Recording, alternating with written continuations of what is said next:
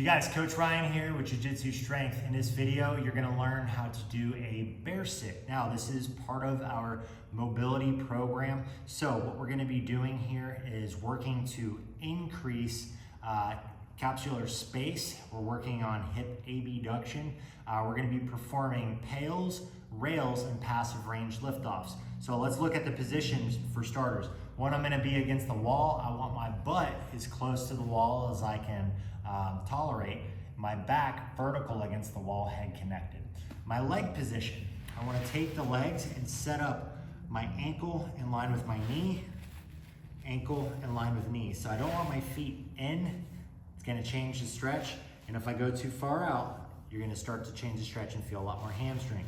So 90 degrees, we have a pretty solid position. I'm gonna take my ankles and pull them up. And now I wanna walk my knees closer to the wall. If your feet are away from the wall, you're not gonna feel much of a stretch.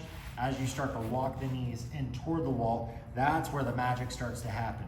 So once we're here, first thing you're gonna do is work on a passive stretch to increase the passive range of motion of this tissue.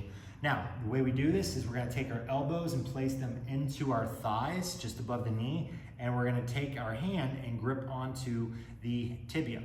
Now, elbow, tibia, and now I'm going to pry my knees apart. And that just created a stretch through my adductor group.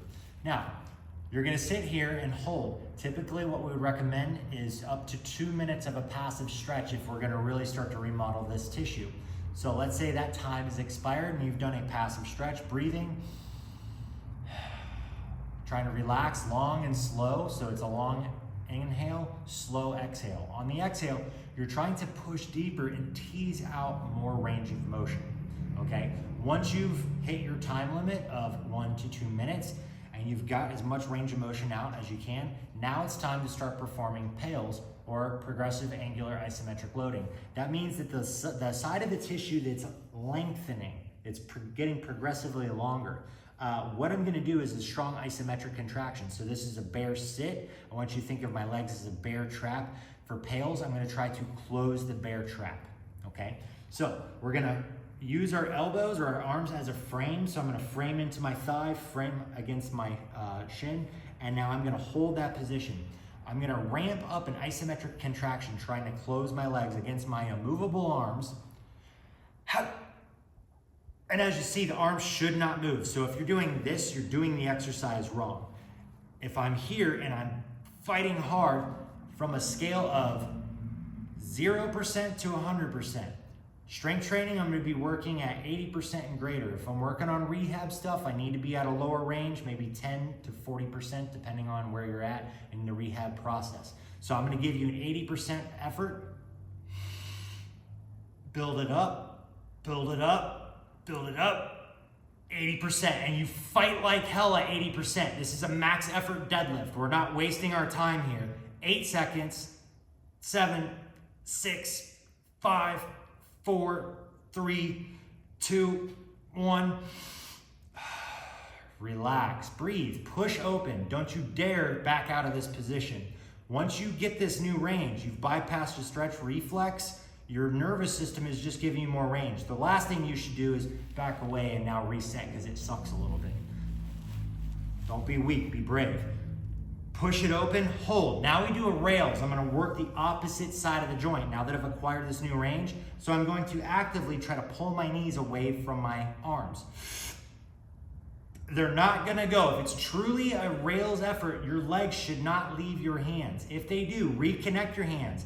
Try to get the muscles to contract at that end range on the opposing side, as if my knee was magnetized and it was attracted to the earth. It's pulling toward the ground.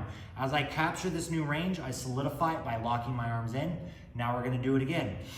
Crush, build up. You're working hard, 80 to 100%, the hardest effort you can give me, 8 seconds. Relax. You should be able to tease out a little more with the arms. PAILs, pull, try to open. That is PAILs and rails. You do a couple rounds of this on your program, and I'll indicate how much you need if you're following one of my programs. Now, what are passive range liftoffs. Passive range liftoff, let's say I'm here. I use my arms as a measuring stick, and I'm now going to try to pull my knees into that new range. My legs should go off of that range I was holding it at. It should be able to clear my arms. I can reconnect my arms, relax. I'm gonna do that again.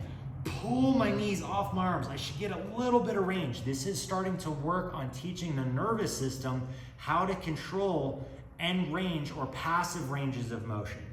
Okay, so we have worked on the position to increase your passive range by doing a passive stretch. We have done PAILs and rails, isometrics, to bypass the stretch reflex and strength train at that new range. And now the last piece is I'm doing progressive range liftoffs, passive range liftoffs, PRLs, to try to capture that end range so I can control the end range, and it's just not, unusable mobility that I can't demonstrate strength and control through. So that is the bear sit with PAILs, rails, and PRLs. Hope this is helpful. If you got a question, feel free to hit me up. Thanks, guys.